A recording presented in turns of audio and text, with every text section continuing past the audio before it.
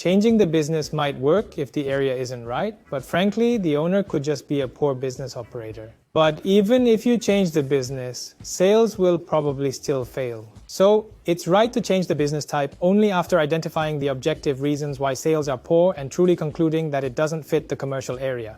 But if it's not that, and you think the problem lies with you and you need to make some adjustments, I think you will still continue the business, assuming the commercial area isn't bad. Then, rebranding is the way to go. How can we precisely determine if the issue lies with the location's commercial viability or with ourselves, as you just pointed out? The most realistic method is getting feedback from customers. That is the surest way. And there are cases like this. There are items that suit the commercial area. Of course, this isn't always true. But for example, in areas like new towns densely populated with apartments, small-sized barbecue restaurants often don't do well. And in apartment complexes in new towns where there are many children, takeout or delivery services tend to do very well. But if I go to a trendy izakaya in a place like Hongdae and then think, I should open that at my apartment complex, there are many cases where the commercial area just doesn't match. That's because in commercial areas with many children, the main flow of customers is concentrated during the morning and lunchtime, you see. The clientele for izakayas often consists of single individuals in their 30s or 40s or fathers who are home. However, fathers typically prefer not to drink right near their residences. They probably drink after work. Also, the probability of single-person households living alone in apartments is low, and they would likely be somewhere else where the housing prices are cheaper. But they won't go out of their way to come to an apartment complex commercial area for a nice izakaya. So you first need to objectively assess whether the commercial area fits, and if it fits but sales are poor. If a similar business nearby is doing great, then I have to think it's my problem. What is the biggest mistake owners make when sales are slow? It's blaming the outside environment. Sales are bad because the economy is bad, or the area is bad. But the place across the street is doing great. That happens a lot. And then they say, that place dumps in tons of MSG and capsicum, but we're using chili powder my mom gave us and absolutely no MSG, yet people don't know the difference. Yeah, and they engage in denial of reality. But there is a need to objectively assess why successful places are succeeding and what they possess that you lack. What is the most realistic way to confirm if the commercial area is truly dead?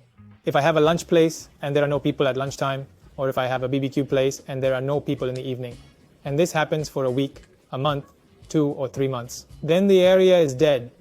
Everyone there knows it's dead just by looking. It's unrecoverable.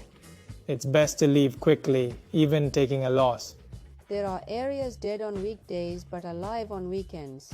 If only my store fails there, what is the problem? The business type is wrong. In those places, the people coming on weekends clearly indicate that the location offers something for dates or general leisure activities.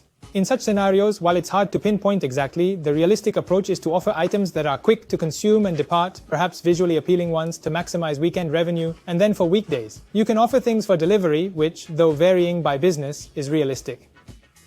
What is the problem?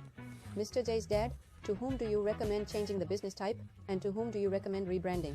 I think there are people who have only operated franchises, and there are people who are comfortable with franchises. Because rebranding means you build a brand to some extent, and then going forward, they don't want to worry about things the franchise HQ used to do, like ingredient quality control or basic marketing, or perhaps they find those tasks challenging, and they simply wish to adhere strictly to the headquarters directives to boost revenue. Many owners fall into this category. For those people, I recommend changing to a franchise business, because I think rebranding is suitable for those who have operated a few franchises and feel they can handle everything on their own now. Because they have some business experience, and perhaps they want to try operating independently, wanting better profit margins and higher sales with an independent brand, I recommend rebranding for those people. If they say during consultation that it's too hard, I tell them to change the business. Do you have any last message for the owners who are currently struggling with the decision between rebranding and changing their business model? Yes. While operating a business, the primary objective is undoubtedly to work diligently daily and earn income. But some owners are already contemplating the subsequent phase that this venture will lead to. And then there are those who are uncertain about the next step and simply desire consistent, adequate sales to maintain their livelihood. However, for those individuals, I believe it is not a bad strategy to continuously scout for excellent franchises and switch the business model whenever sales begin to decline. But for those who now aspire to run their own independent store, it would be beneficial if they seriously contemplate rebranding and actively research the possibilities.